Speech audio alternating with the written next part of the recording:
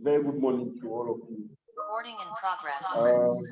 Yeah, but before we start, of course, we have a normal,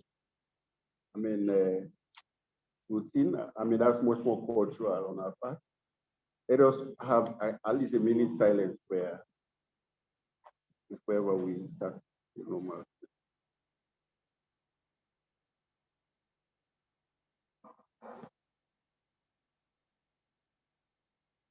Amen. Amen. Once more, you are all very welcome to this very final stage of our collective engagement. As far as this research that we have been doing concerned. Of course, 8030 has been with us for the past 2.5 or 3 years now. We started all first with working with the development planning unit of UCL, which SLURC is a critical part of that entity. And we did some few studies around it. And today, we have also, from there, worked directly again with as a follow-up, that particular study. We'll also be working directly with the GDI Hub as well on another study, and to which we are here today to actually launch the final report based on our own collective engagement as part of that exercise. It has been a very good opportunity to actually work with GDI Hub in all of these, 2030 research projects. More specifically, as an institution SLURC, we pride ourselves in actually working with marginalized and informal settlement community. And working around disability is one of the critical parts of that particular set of work. And also making that contribution to the disability landscape over time had also been a very good learning opportunity for us, as well as also working with these different groups and also with the Ministry of Health, as well as Ministry of Social Welfare, and the Commission and the Disability Group, and all of the different sort of NGO actors that are also working within that particular space. So on that note, without taking much ado, we are also very much welcome, and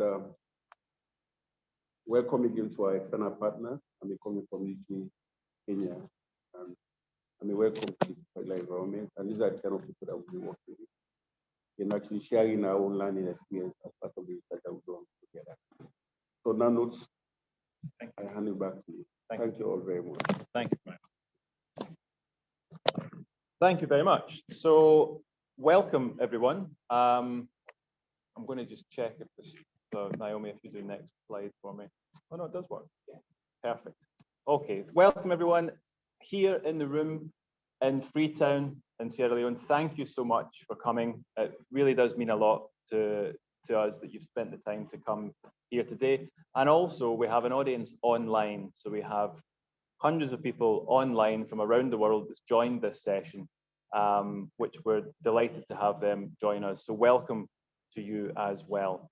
The agenda for today is primarily to launch our case study report that we have done here in Freetown, looking at inclusive design and accessibility of the built environment.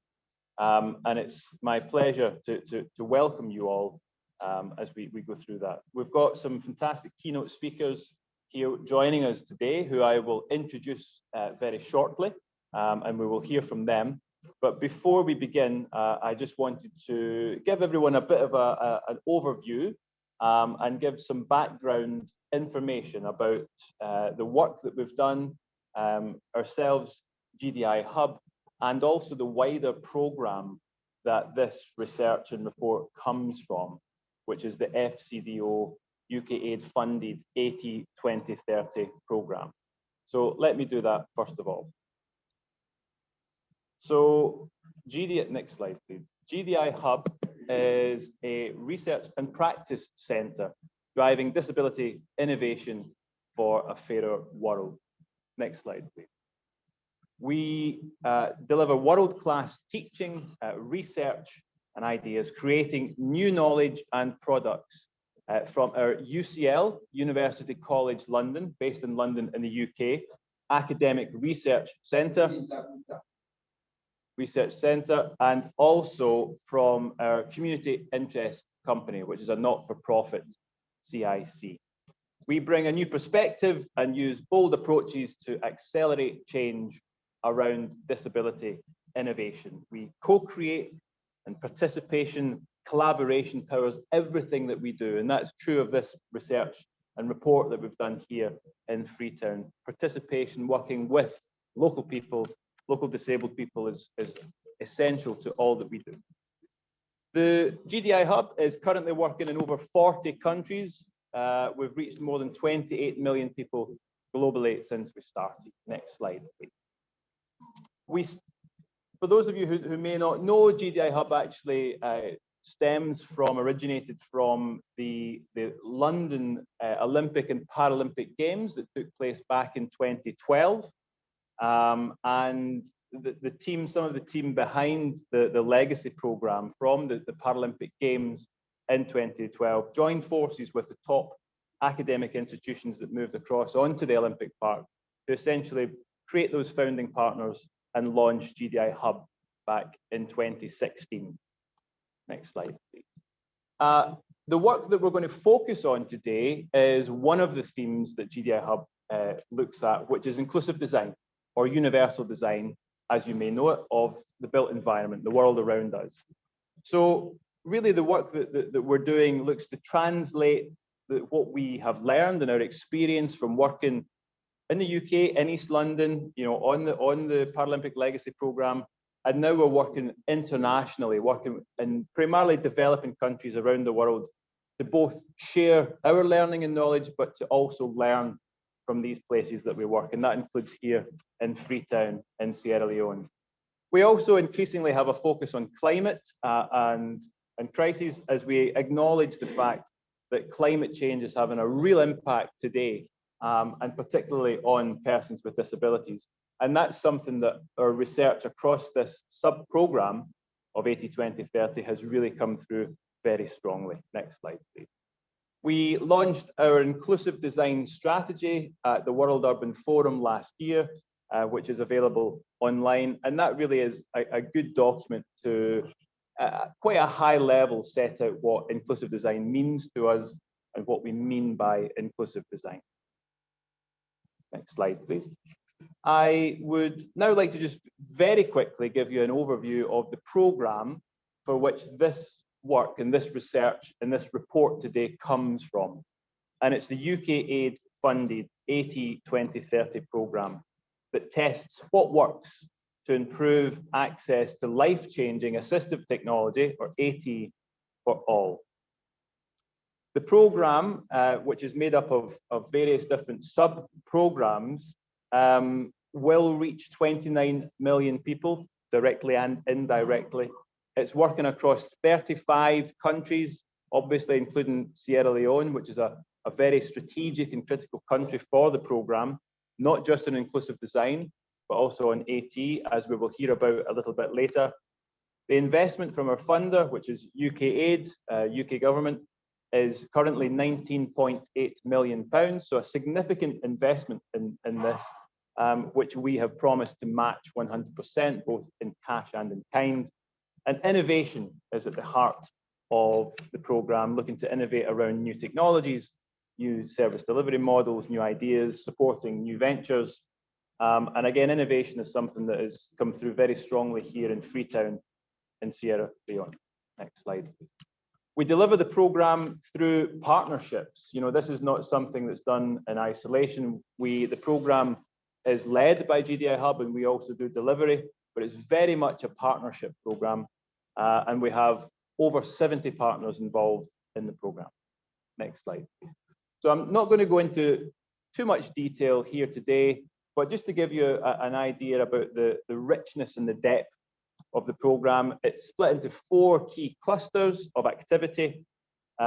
Each one has sub-programmes underneath. One looks at data and evidence, because we understand the need for data around disability globally, as well as here in Sierra Leone. So part of the programme is looking to improve data and evidence to allow and enable better decision making around investments in supply of AT. Another cluster of the programme looks at innovation, specifically looking to spark innovation, support new products and new services to get to scale around AT. The third cluster looks at country implementation, so really laying the foundations for market shaping and systems level change to really support and help open up market access to AT in countries. And then the fourth programme cluster contains the work that we're going to present to you today, and that includes the inclusive infrastructure sub-programme for which this research and this report today comes from. So that's around capacity and participation. So it's about building partnerships, it's about acknowledging and learning from community solutions. It also includes maximising the power of the Paralympics to overcome stigma, which we're not going to talk too much about today, but that's also part of this cluster. And of course, promoting inclusive design, which is what we're going to launch in terms of the report today. Next slide. So the inclusive infrastructure strand comes from the fact that we realized very early that it's important to get access to AT that you need. But if the built environment or the city in which you live prohibits you from using that AT, then it is still redundant. So you need both hand in hand to work together. And that's why we have this sub-programme looking at inclusive infrastructure. Next slide, please. So what we're doing is doing city case studies in 6 cities around the world, including Freetown in Sierra Leone. And so the other cities include Ulaanbaatar in Mongolia, Surakarta in Indonesia, Varanasi in India, Nairobi in Kenya. And those city case studies have been complete, and you can get the reports for them on the AT 2030 website. You can download them. Obviously, today is a celebration. It's a fantastic event to finally launch our Freetown report from here in Sierra Leone. And then the 6th and final city that we're going to do is Medellin in Colombia, which we're in the process of doing the data collection right now. So this research is building an evidence base that shows the state of inclusion and accessibility today and what global action needs to be taken. And it's also, as I said, highlighting access issues relating to climate, because we know persons with disabilities living in low and middle income countries are often most at risk to climate change, and that measures to protect infrastructure from harsher weather can actually sometimes make urban areas less inclusive. So we have to be very mindful of that. Next slide, please. So we constantly refine our research process, working very, very closely with local partners. And here in Freetown, Sierra Leone, our local partner has been the Sierra Leone Urban Research Centre, SLURC, who's led the research for us here in Freetown. So we're learning from each city.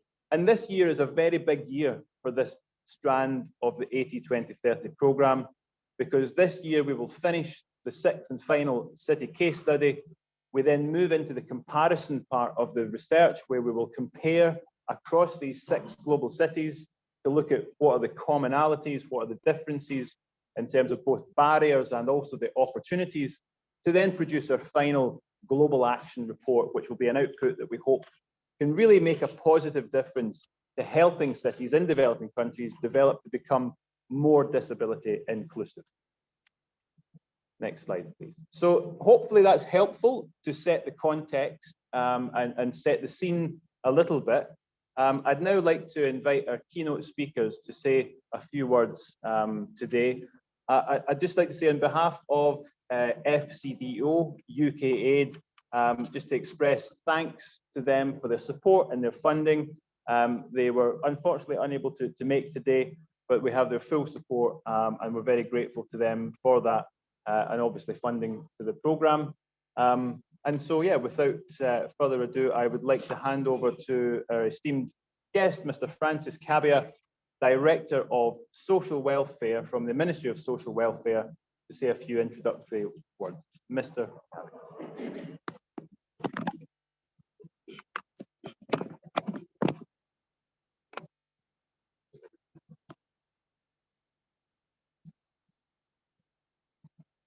Dr. Brahima Kuroma, Director of Research and Training, Sierra Leone Urban Research Center, and the Chief Executive Officer of the Global Disability Hub, my colleague from the National Commission for Persons with Disabilities, who is serving as the Executive Secretary, Mr. Sir Lamin Kotekwi, the young man who has played an instrumental role in undertaking this research, Mr. Abdoulaye Touré, Junior Researcher, Sierra Leone Urban Research Center, colleagues from ministries, departments, and agencies. Please permit me to single out Mr. or Dr. Ishmael Kebi of the National Rehabilitation Center, representatives of various organizations working on disability-related issues. I can see an advance of World Hope International, Enable the Children Precisely, and the Clinton Health Action Initiative. The community of persons with disabilities, we they are not so? We they? The voice of the disabled, the voice of the disabled, the voice of the disabled. So the community of persons with disabilities here present, members of the Fourth Estate, distinguished ladies and gentlemen, I would like to start by making a passionate appeal for you to give a befitting round of applause to the Sierra Leone Urban Research Center, the Global Disability Innovation Hub, and the United Kingdom Foreign, Commonwealth, and Development Office. Shall we please put our hands together for these organizations?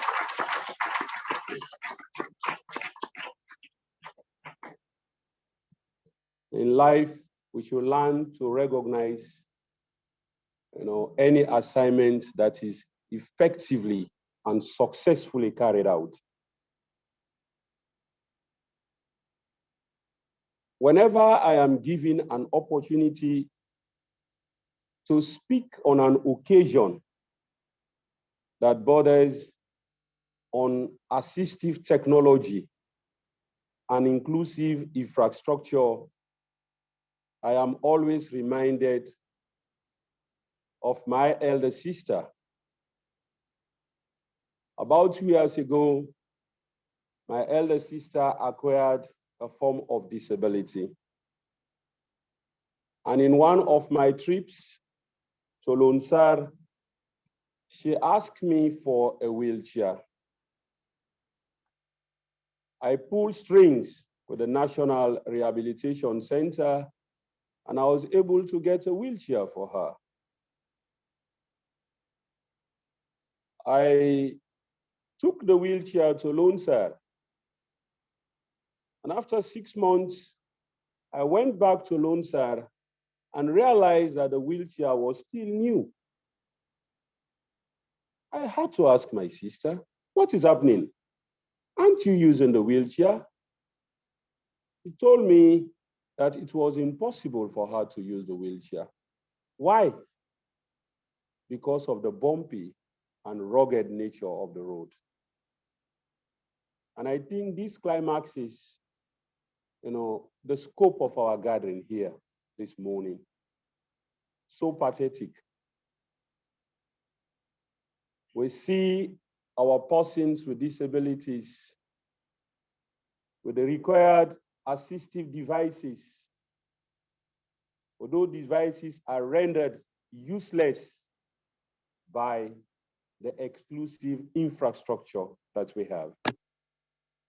So on that note, ladies and gentlemen, I will now spend time to take you through the statement that the Ministry of Social Welfare has drafted. You know that the Ministry of Social Welfare has a fundamental role in all of this. because this is the ministry that sets out to promote and protect the right of all vulnerable groups in this country. So one of those vulnerable groups is persons with disabilities. So I think it is against that backdrop that the Sierra Leone Urban Research Center has deemed it necessary to invite the Ministry of Social Welfare to lend its voice to this strategic engagement. So I'm here this morning, humbled by the task before me, and grateful for this glaring recognition of the statutory mandate of the Ministry of Social Welfare in advancing disability rights in the country. I am of the firm conviction that the conscious efforts of the Sierra Leone Urban Research Center to gently remind the Ministry of Social Welfare of its fundamental role in implementing the recommendations of this Freetown Case Study report on Assistive Technology 2030, inclusive infrastructure, has given us as a ministry this ample opportunity to deliver a statement at the launch of this report. Distinguished colleagues, let me at this point express the Ministry of Social Welfare's profound gratitude to the Sierra Leone Urban Research Center for its giant step in undertaking this research that seeks to probe what works to enable access to life-changing assistive technology for all. I also wish to commend Global Disability Innovation Hub for providing the required technical support. Thank you very much, Ian, and your colleague. I will be remiss if I fail to commend the United Kingdom Government Foreign, Commonwealth and Development Office for providing the required financial support that has facilitated the conduct of this research. It's indeed a research undertaken out of the recognition that access to and use of assistive technology is dependent on a disability inclusive environment. Mr. Chair, distinguished ladies and gentlemen, the American engineer Hugh Hare is acclaimed with the adage, and I quote, "Humans are not disabled. A person can never be broken. Our built environment, our technologies are broken and disabled. We, the people, need not accept our limitations, but can transcend disability through technological innovation," end quote. By every indication, ladies and gentlemen, this quote recognizes that access to and use of assistive technology is dependent on inclusive infrastructure.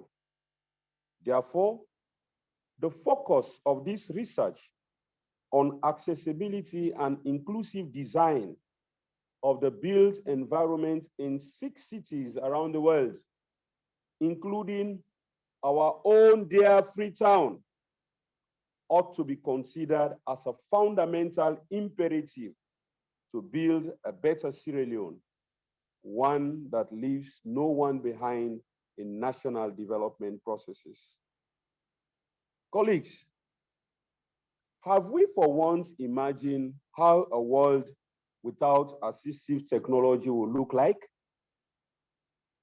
It will be a world where doors to social services are closed. A world where social interaction does not exist. A world where our vulnerable groups are deprived of an independent life of dignity. A world that does not give them an opportunity to compete on equal terms with their able counterparts. It's indeed a world that continues to subject our vulnerable groups to stigma and discrimination and undermines their confidence and well-being. In a similar manner, have we imagined how life would look like for one with the required assistive technology, but is rendered useless by the inaccessible environment? This is indeed the daily experience of our persons with disabilities and other vulnerable groups. Hence, the clarion call for the modification of buildings as contained in the Persons with Disability Act of 2011 allows for greater inclusion and contribution in the development of their societies. Mark you, making our cities inclusive is a right, not a privilege.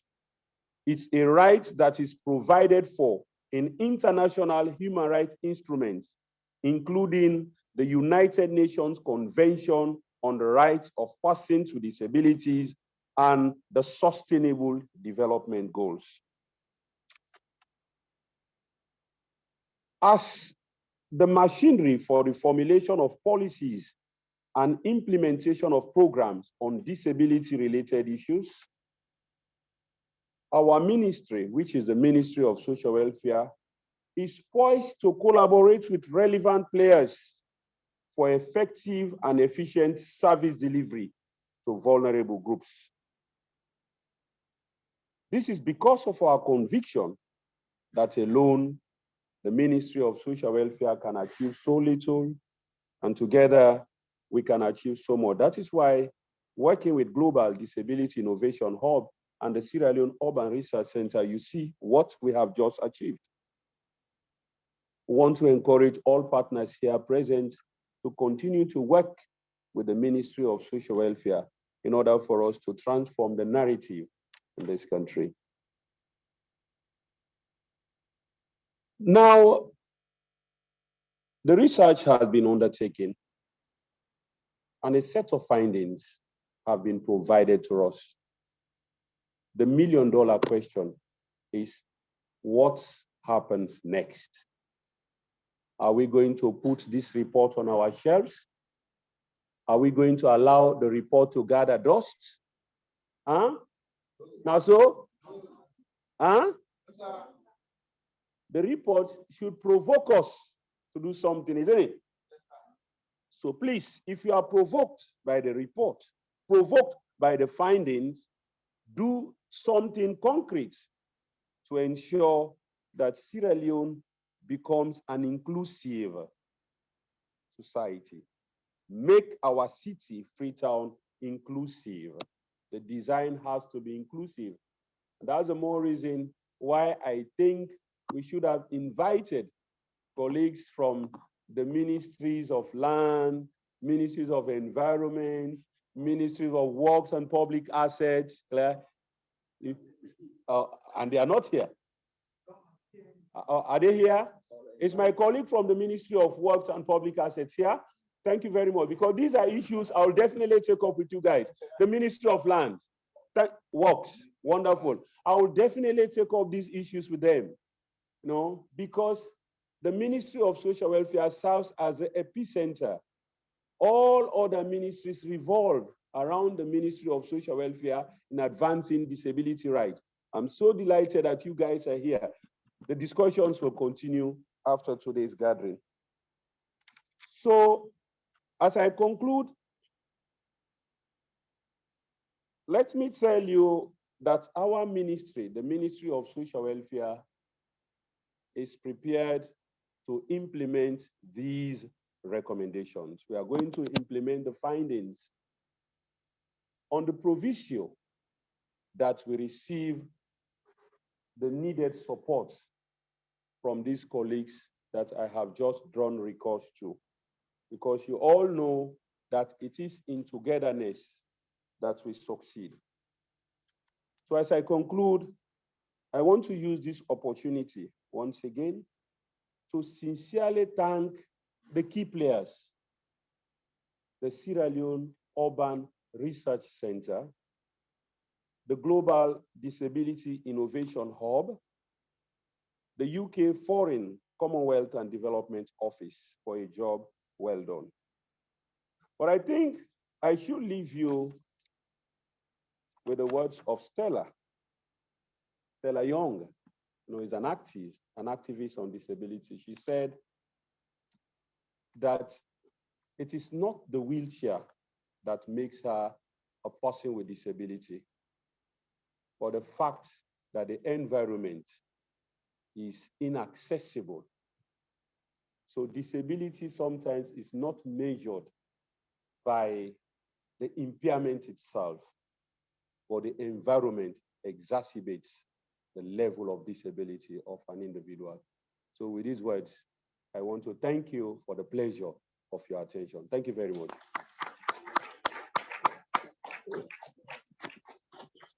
Thank you so much, Mr. Kabia. A fantastic way for us to start today's session. And now I'd like to introduce our second keynote speaker, Mr. Sahir Lamin Kortek, the Executive Secretary from the National Commission for Persons with Disabilities. The floor is yours. Thank you very much. Good morning, all. Nothing about us. Without us. Nothing about us. Without us. It's my pleasure to be here this morning, and I am very honored to be one of the keynote speakers, because this is one of the issues that is very close to my heart. We are here to talk about inclusive design, accessibility of the built environment in Freetown, specifically in Sierra Leone. I want to start to do my heart to the Global Disability Innovative Hub, Urban Research Center, for this groundbreaking research that opened our eyes to how the Freetown itself is structured to accommodate, or rather to include, people with disability. When we come to talk about inclusive design and accessibility, few things will come to mind that will give us what we call universal design. One, it should be usable.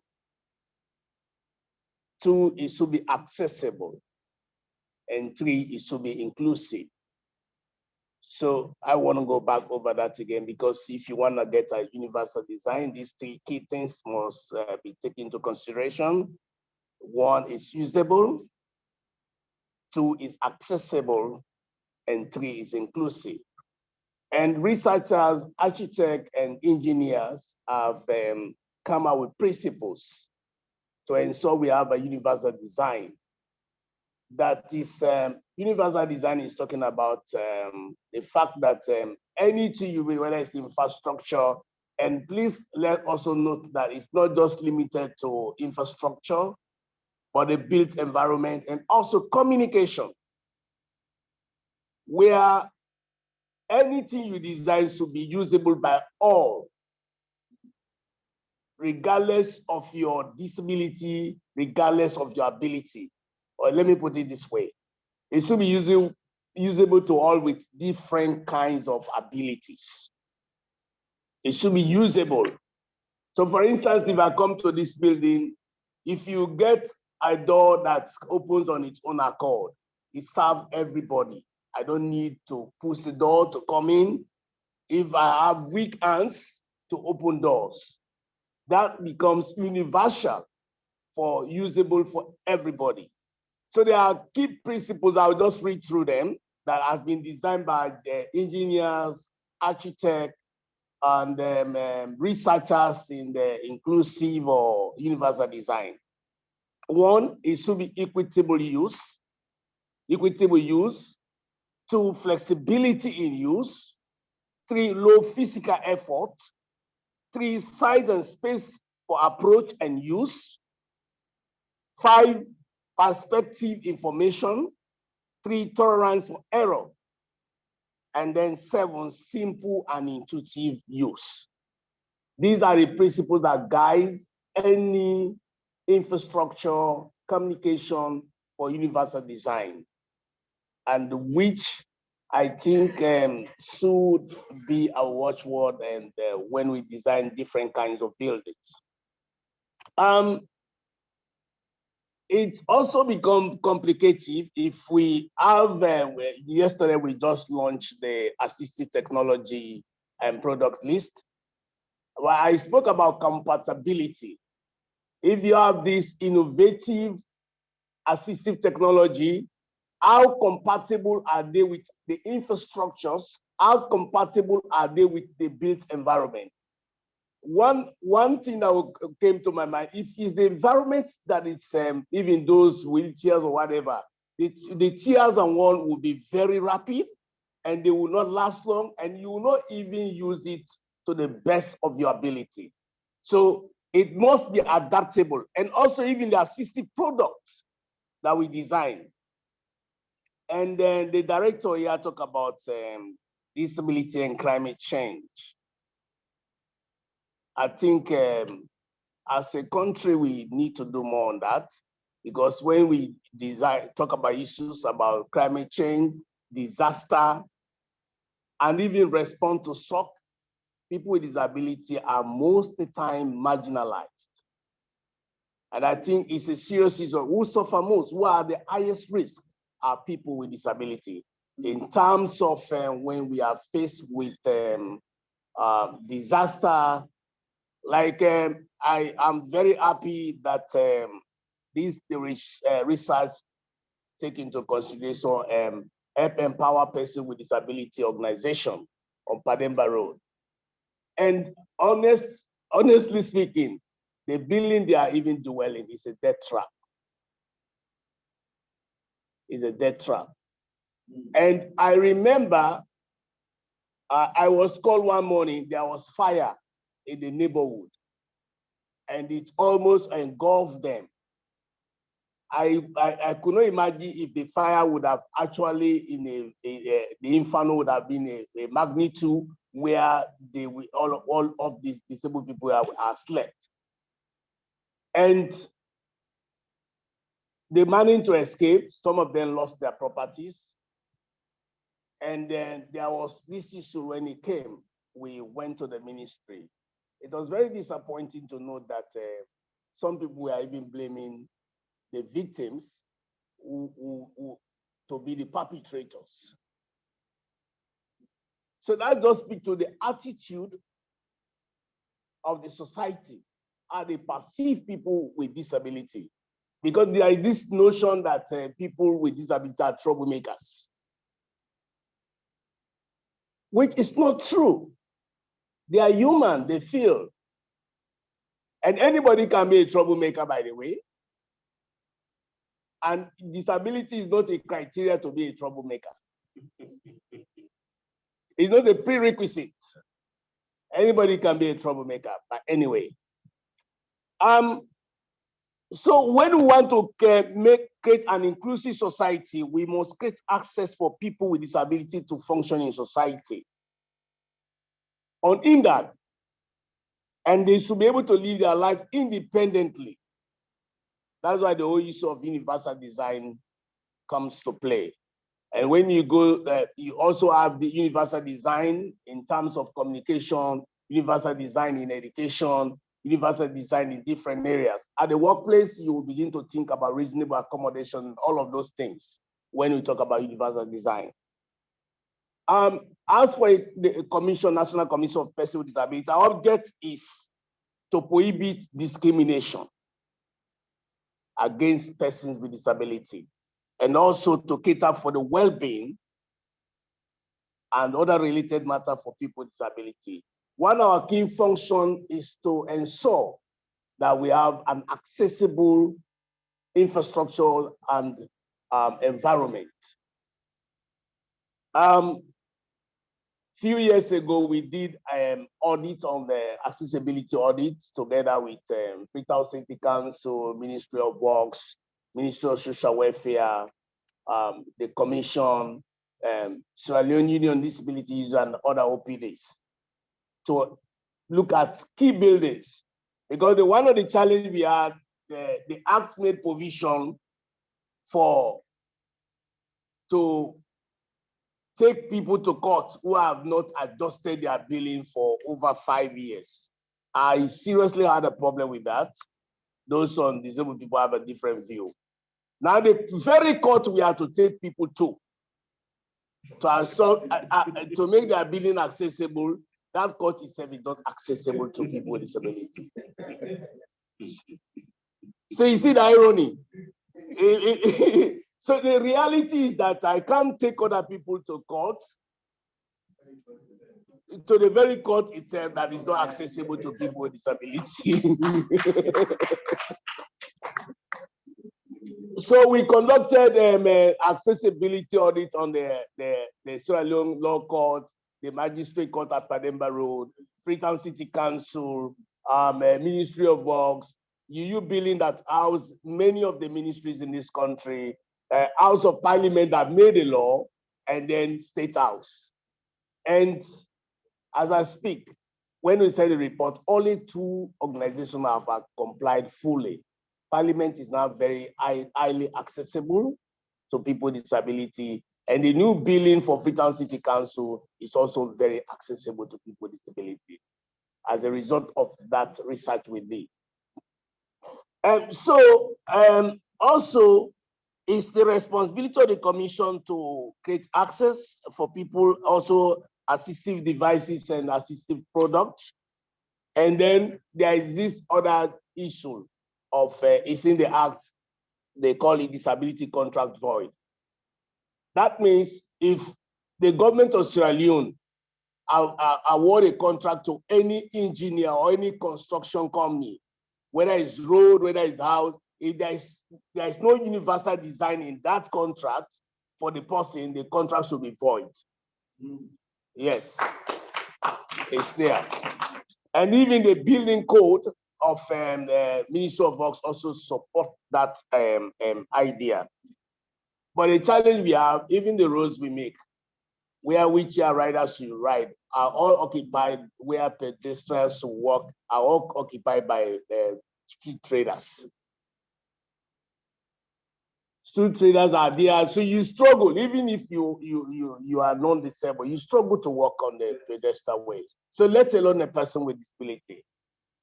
And there are direct consequences and implications for exclusion.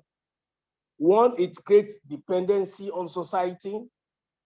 It makes disabled people poorer because their livelihood will be hindered. There are many researchers when they say, why do you don't have access to finance? They say they will tell you about their movement and all of those things. Also, it hinders their participation and to make decisions about issues that affect their life. So it is our responsibility to make our society inclusive. So this research is an eye-opener, and I want to thank the UKAID, Global Disability Innovative Hub, and then the Sierra Leone Urban Research Center for this great initiative and the great work you've done. And I must confess that the research was very inclusive. I personally took part in the research, and also most of the statistics, the facts I've read there speak to the reality.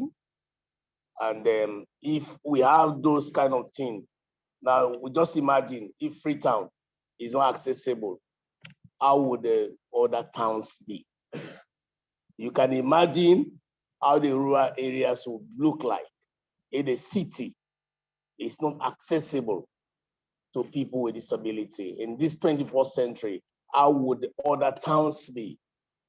Yeah, I went to do a training in one city, one of the towns, and the one disabled person would say, if you are disabled, they will leave you, everybody will go to the farm, and they will come in the evening. So the rest of the day, you'll be on hunger strike, and then they will not just leave you, they'll leave you with something to do, maybe to crack carrot or granite or what have you. So and you don't have means to beg. Those in the city, we have access to somebody to beg. But I think non-disabled person would like to beg. if alternative means are provided for them. None of them, because they also they have families, they want to live a dignified life.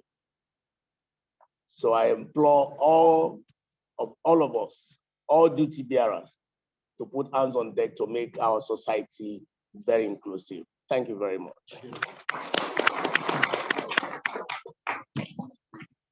Thank you so much for those words of inspiration, Mr. Cortex. So thank you to our keynote speakers. We really appreciate, again, your time, valuable contributions to the research, and also to be here with us today to launch the report. And on that, we now move into the section where we will give you some high-level overview of the report findings. So myself and Abdoulaye Touré from the Sierra Leone Urban Research Centre are going to now take you through some of the high-level findings that have come from the report. For those here in the room today, then you have hard copies of the executive summary version of the report that you can take away. For those online, we have both the full report, which is a big report, as you can imagine, is available to download freely as a PDF, as well as the shorter executive summary version of the full report. And we encourage you to do that. So next slide, please. So I'm going to just begin again by giving a bit of context to the work we did before I hand over to Abdoulaye to take us through some of the key findings. So Freetown in Sierra Leone, for those unfamiliar perhaps with the city, it's a population of over 1 million people, a high proportion of residents living in informal or insecure land and settlements, and as we've heard already, increasing challenges around climate-related disasters, which is on the increase and has come through from the research in all the cities very strongly. Official statistics on disability, we reckon, are likely an underestimate, with national prevalence currently suggesting 4.3% of residents are disabled, whereas the global statistics from the World Health Organization place that around 15%. So we're fairly confident that's an underestimate, and in fact, the figures are higher. Freetown is a city known for its policy innovation. As was mentioned, I was at an event yesterday launching policies, documents around AT provision. So it's innovative in policies, and its success in other sectors set out a path the city can follow for implementing good inclusive design. There have been recent successes, such as the development of this new AT strategy, which marks great progress around disability inclusion. But again, as we've heard, for this strategy to be successful, it must be accompanied by urban development and infrastructure that can support its use. And we hope the findings from this research and in this report will help to demonstrate why. Next slide, please. So just a quick overview. As mentioned, there are strong legal frameworks in place here in Freetown, but often implementation can be a challenge. And again, we hope through this research and engaging a wide range of communities and stakeholders to provide really practical examples of how we can begin to overcome those challenges around implementation and ensure that the policies that continue to be developed reflect the needs and the aspirations of all Freetown citizens, including persons with disabilities. Next slide, please. So we at GDI Hub and with our partners, SLURC, believe inclusive design is a process. It's a process of collaboration as much as an outcome. And everyone has a role to play in that. And for this reason, we've set out our research to work with 3 primary stakeholder groups. Those are people, so working very closely with local disabled people living in the city to really understand what daily life is like. Working with practice, so practitioners, people delivering projects, working on urban development in the city, again, to understand the reality of what it's like delivering projects in the city. And then policy, so working very closely with our partners and stakeholders across the various ministries from local and national government. Next slide, please. So in terms of some of those overarching research questions that we sought to answer through this research, for example, trying to understand what current policy, regulation and guidelines and good practice currently exists. What is it actually like? What is it like to live as a disabled person in Freetown? And what does good inclusive infrastructure look like? And what does good look like to people? What is it people aspire to have? And how can inclusive infrastructure support AT use? And how well is inclusive design understood generally, or universal design? So those are some of the high-level research questions that the research has been looking to address. And I'm now going to hand over to Abdullah, who led the research for us with colleagues at Sierra Leone Urban Research Centre, to take you through some of the research activities that we did. Many of you in the room took part in those, and also to highlight some of the key themes that have been identified that have come through in the report. So I shall hand over to Abdullah.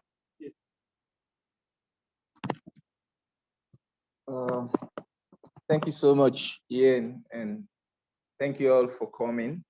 Over the process of conducting this research, one familiar adage that persons with disabilities always make is the fact that he who knows it feels it.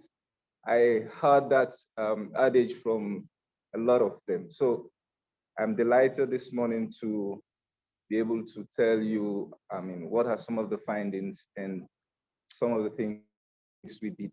So we conducted interviews, photo diaries, co-design activities, including journey mapping, participatory mapping, priority settings, and later on conducted a stakeholder engagement wherein we brought on board various stakeholders from different disciplines to ensure that we have their voices into the research. Next slide, please. We conducted a total of 25 interviews, 10 with persons with disabilities and 15 from urban stakeholders around the city. And you see, one of the quotes that came up, this is clearly telling us about someone's understanding about inclusive design within the city. And it reads, these are the principles of accessibility that we want people to take into consideration. When you construct roads, possibly for the Ministry of Works, when you construct roads, you need to think about wheelchair users. Do you also think about cane users or persons who are visually impaired?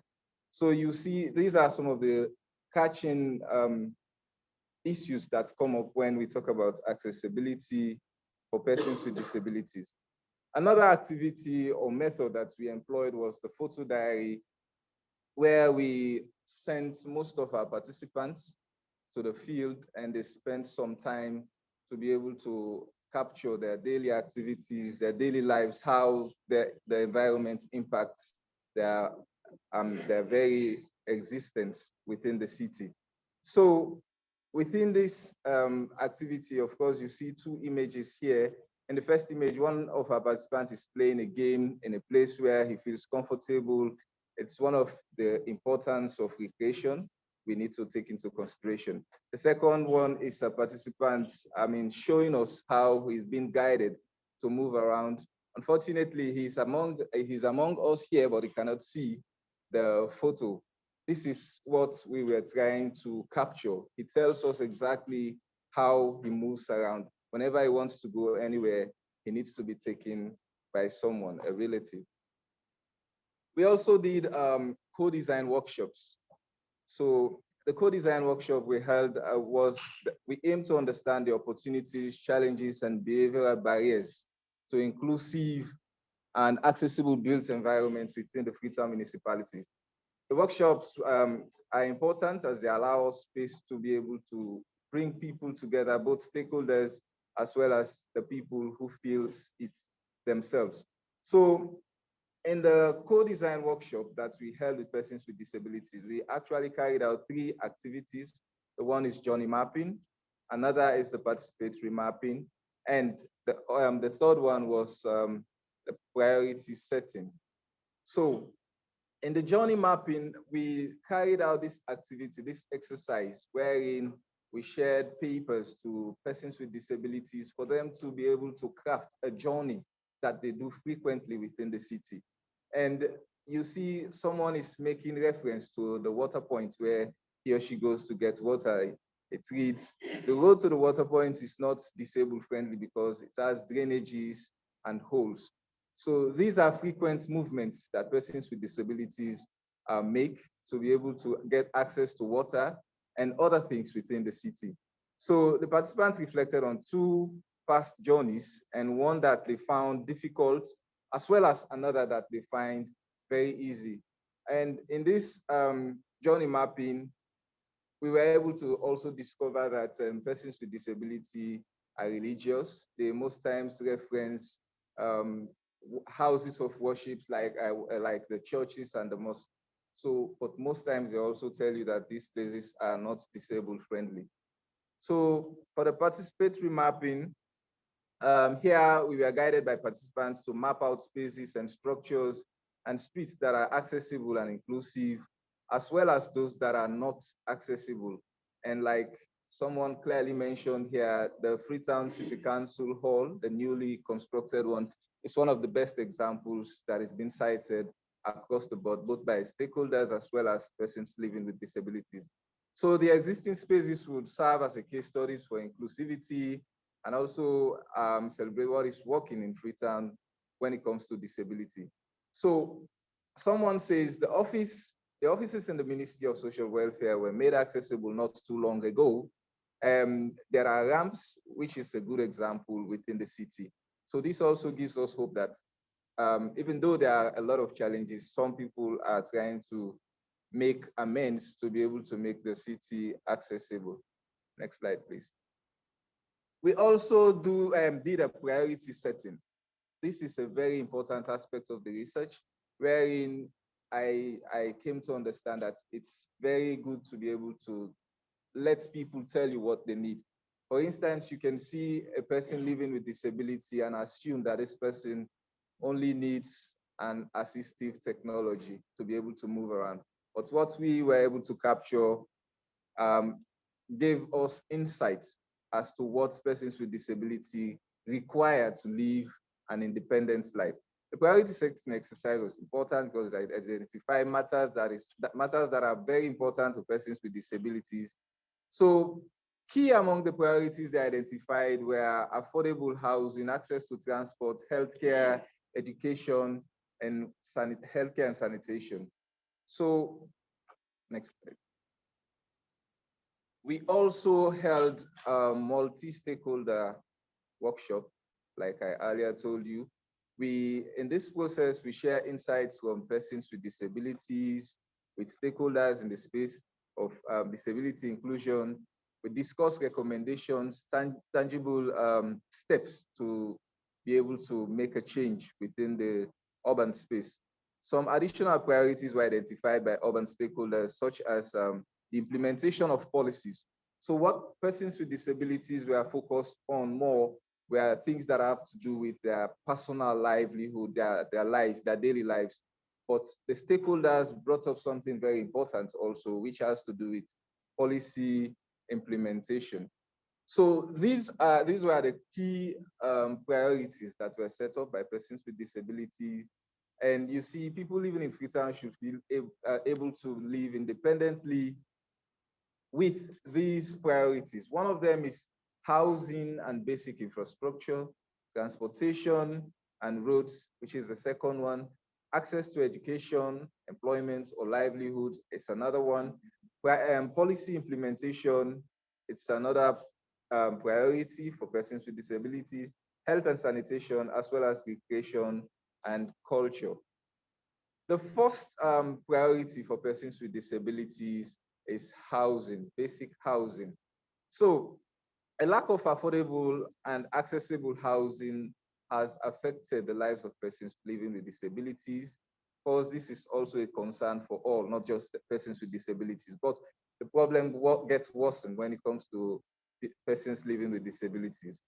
Limited access to basic services such as sanitation and healthcare, people need them.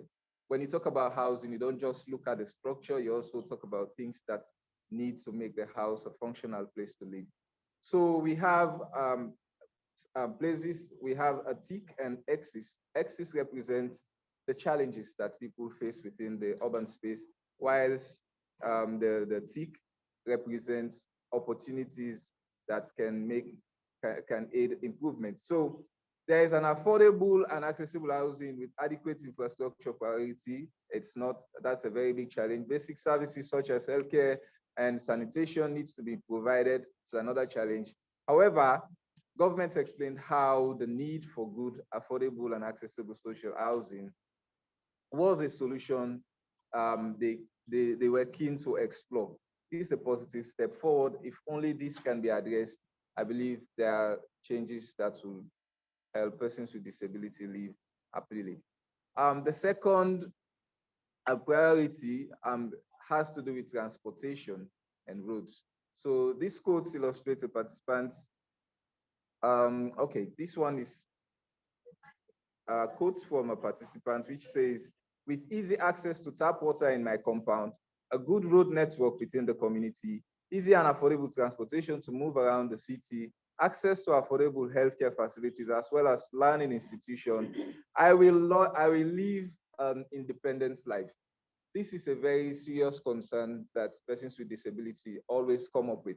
They hate it that people have to do things for them. Most of them, another key aspect that I learned during the research was the fact that most of them were not born disabled. They came across a disability at some point in their lives. So they find it very difficult, very much disheartening to get people doing things for them. So they want to live an independent life. So they believe that if they have all of these things in place, they can help themselves to live independently. Another serious challenge is the transportation and roads. So this one also is a very key challenge for persons with disability. Most of them move around the city. They have their wheelchairs. They have to juxtapose with taxis. There are no pavements within the road sides for people. And even in areas where there are good examples, we also have issues with attitude and barriers. We have people using these places for tabletop businesses, which affect the movement of persons with disabilities. Next slide, please. So this is a quote also from one of the participants. Then you have these market people who put their stool right on where the pavement is. So you have this person come with the wheelchair and cannot access, so he has to go down the road. And in this process, you now, the danger increases because you have to move in between the vehicles to be able to fly your way through to your destination. So transportation and roads, of course, we have serious challenges.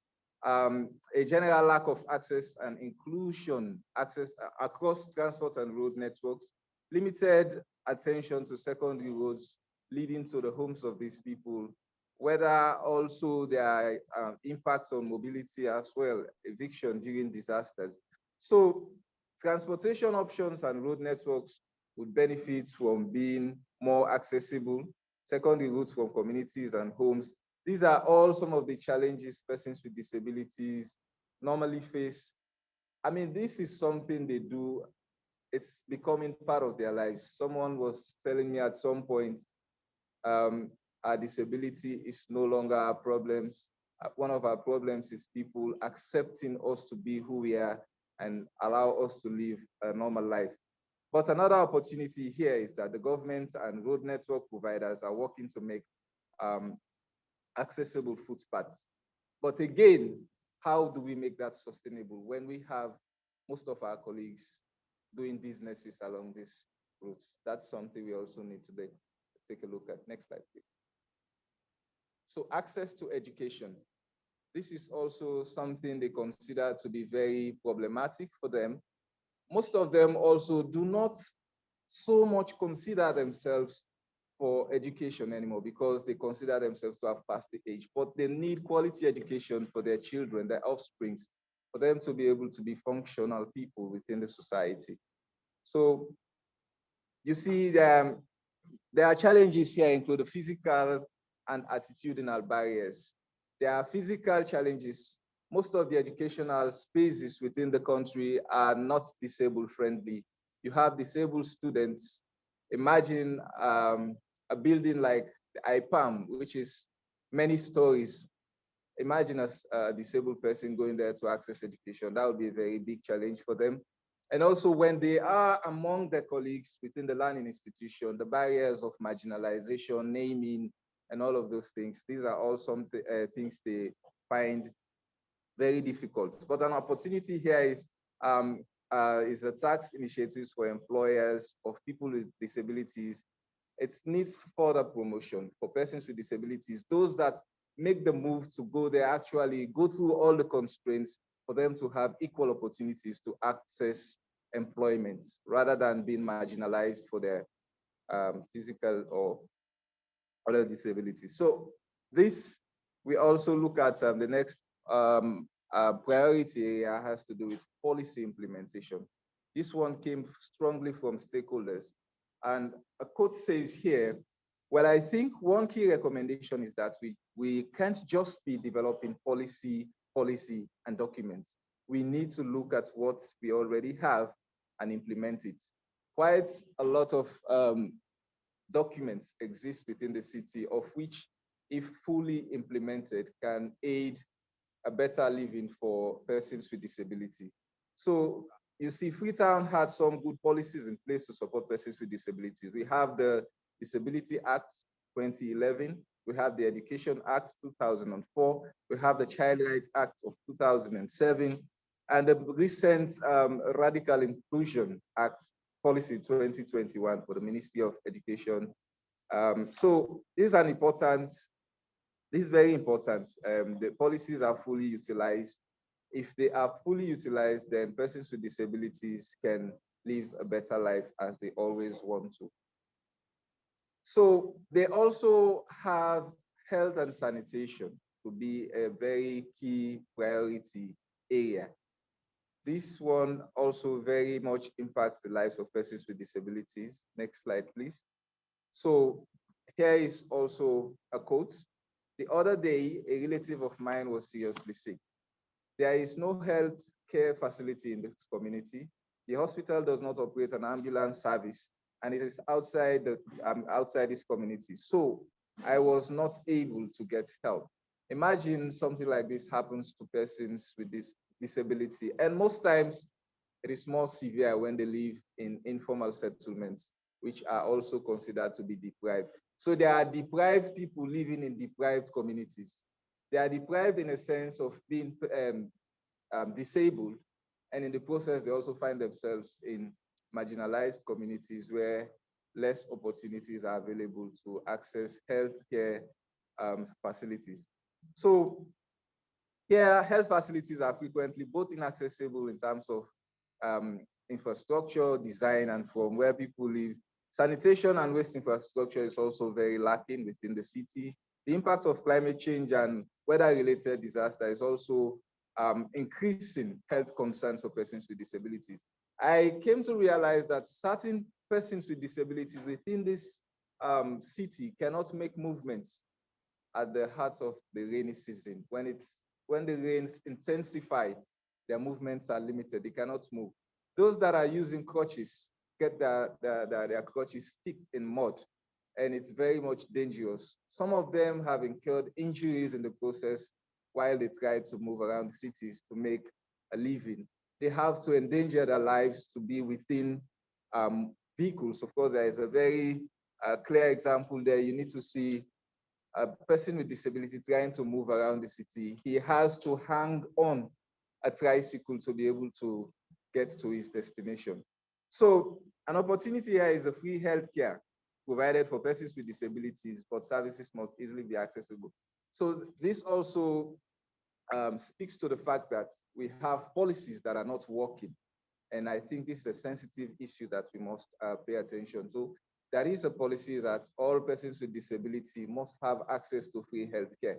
But when you go to the hospital, the reality is something else. When they go for healthcare, they are not only marginalized because of their disability, but because of also their looks. Generally, when people see persons with disability, what they see is poverty, and there are people that you cannot mingle yourself with. There's this perception that there are troublemakers, like Mr. Kotekwi said, and he says there is no prerequisite to be a troublemaker. So I understand that. So another aspect has to do with the recreation and culture. You see, to end, I also want to highlight the importance of recreation and culture, which equally important for urban life for persons with disability. This is a quote from someone who feels the pain. For instance, people sometimes marginalize me at the football pitch by calling me names and reminding me of my inefficiency. This quote describes how a participant experiences stigma. This is not only restricted to football fields, it happens all across the city. You know, someone was she was very devastated saying this, that when someone comes to the area and say, I'm looking for Mr. XYZ, they'll start saying, oh, do you mean the lady with the, you understand what I mean? Yeah. So these are things that get them, I mean, it's also impacts on their mental health. It's very serious. So we must be very kind to persons with disability, because we also stand a chance of leading them to mental issues as well. So recreation and culture, there is also inclusive sports and play are very important to people in Freetown. Therefore, this area can offer key opportunities for persons with disabilities. So these aspects of daily lives are really valued, and more accessible sports, recreation, and culture would provide a great opportunity to enhance.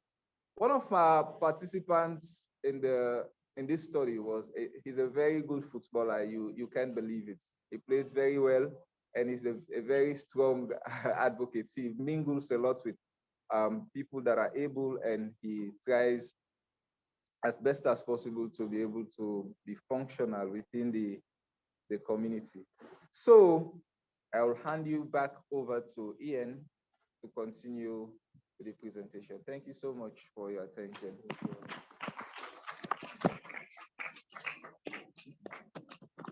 Thank you, Abdullah. That's a fantastic overview of the research that was undertaken, and also some of those key findings and emerging themes that have come through really strongly in the work. Next slide, please, for me. No, sorry, back one. That's the one. Yeah. So I'm very conscious of our time as well, particularly considering our online session. And so for the accessibility of the online session, then we do have a hard stop at 11:30, which is fine. So just with that in mind, I am going to just adjust our agenda a little bit, just to support the online audience before we come back to the other items that are very important that we'll cover here in the room. But thank you, Abdullah. Abdullah is, as I've said, taken us through the key priority areas for intervention in Freetown. And I guess I'd just like to wrap up this section of the presentations by drawing back out to look again at the bigger picture and how this all comes together to help make a more inclusive Freetown and what we should be doing about it. So firstly, it's important to highlight that making a city more inclusive and accessible is key to achieving wider development challenges, meeting the SDG targets, and as we've heard already from some of our speakers here, an accessible city really does benefit everyone, all of us. So also the fact that inclusion and resilience, particularly climate resilience, very much go hand in hand. And we have to future-proof our buildings and our infrastructure. If we don't design with accessibility and inclusion from the outset, then what we will have is more economic and environmental costs further down the line. So this is about future-proofing our development and infrastructure in the long term. Health and sanitation, clearly a key area for intervention. We have to safeguard human and planetary health in the long term, whilst also ensuring that current infrastructure is fit for purpose to support people's needs in the here and now. Next slide, please. So I'm just going to read this quote that highlights how participation and collaboration came through as being so key. And it reads from one of our research participants: even the government make provisions for persons with disabilities to participate in activities that help in building our confidence and make us feel we belong in society. I have participated in many awareness-raising activities within and outside the community, and it is a vow I make to myself that I will do the best I can to change the mindsets of people about persons living with disabilities. So what we need here is all of you in the room. Some of you have participated in the research. We continue to need you to lead by example, and we hope that this research and this report and today's discussion can really support progress in making Freetown a more disability inclusive city in which to live, work and play. Next slide, please. So in terms of those kind of key recommendations for action, the report, which you have access to, provides some specific recommendations across people, policy and practice. And some of the key overarching messages are here that we can discuss in more detail, especially here in the room. So having strong and diverse leadership is important. Having an inclusive city strategy is important, along with inclusive design and accessibility standards and regulations.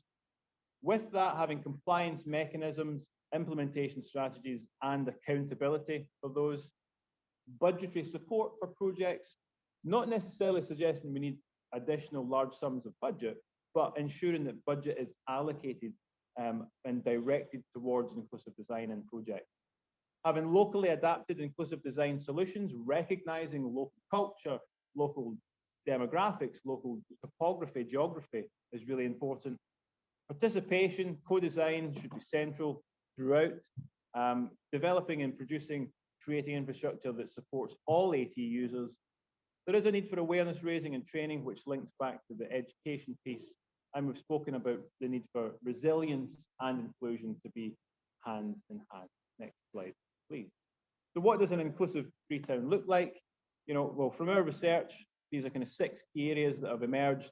But we'd love to hear from you on this. This is by no means a set in stone. This is our interpretation from the research, but this is for discussion, and we can discuss this perhaps in the room a little later this morning. Are these the right priorities, for example? We've seen emerging from the research the need for inclusive mobility, accessible public transport that can be accessed from where you live, enjoyable urban life. Okay, it's important to have practical access to the things you need, but it's also important to have access to the places and the things you want. So remember the joy in life and access to recreation and culture, public spaces, sport, really important. Accessible and affordable housing has come through, and that's linked really to thriving and connected communities, creating a just city. And access to opportunities, including education and employment opportunities, of course, and the need to remove those physical and social barriers to enable that, coupled with AT use and access, and then inclusive and participatory urban planning and services. So these principles need to be accommodated with action on the ground, and we need genuine inclusion and participation of persons with disabilities in urban development processes to continue, and for that desire to make change. So we have the tools to do it, and the people here, including people in this room, have a significant role to play. And so really the message is let's continue through these next steps, learning from the research to really make it happen. Next slide. We're on that. Okay, so at this point, I am mindful of time mainly for our online audience that must depart us at past. We're in the agenda. We still have to hear from the SP9 section, which is important and looks at participatory investigating community and informal provision of AT. So what I'm going to suggest, if it's okay with colleagues, is that we continue that discussion in the room now, but we will have to say goodbye to our online audience.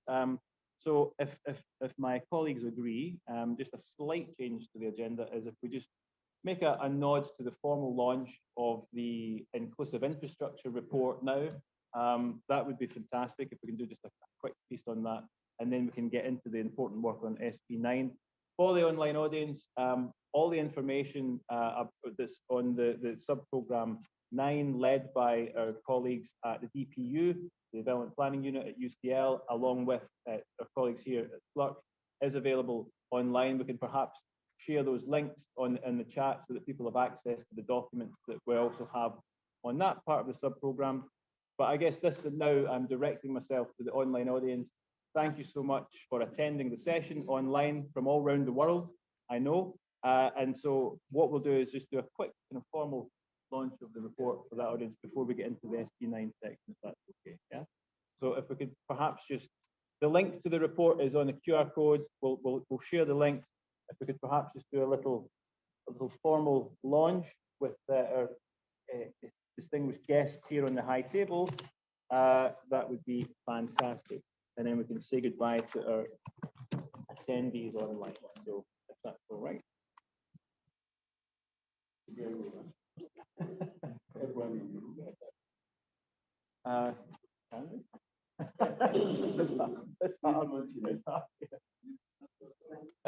Yeah, Frank, would you mind doing the honors of launching a report for us? Would that be okay?